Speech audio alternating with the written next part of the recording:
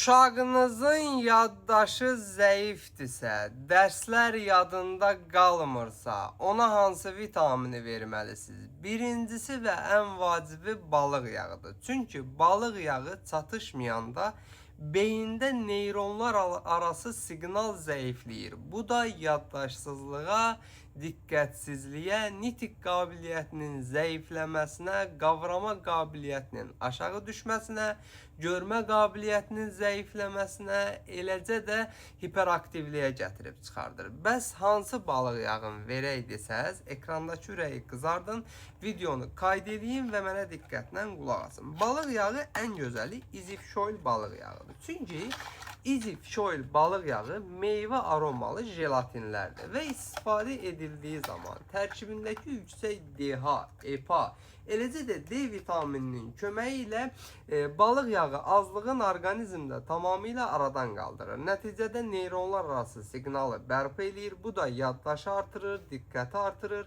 görmə qabiliyyətini gücləndirir, nitq qabiliyyətinin inkişaf eləyir, uşaqlarda hiperaktivliyi azaldır, sümükləri möhkəmləndirir, immunitetini, yəni bağışıqlığını dəstəkləyərək onları xəstəliklərdən qoruyur. Üstəlik uşağınız dadın sevə-sevə qəbul edir. Ölkənin bütün apteklərində əl çatandır. Olmasa da əczaçılarımızdan xahiş edin, sifariş verib gətirsinlər. Bu cür faydalı videoların davamı üçün profilin üzərindəki plus işarəsinə toxunun ki, sağlamlığınızın qeydinə qalan əczaçınız Baloğlanla hər zaman sağlam qalasın.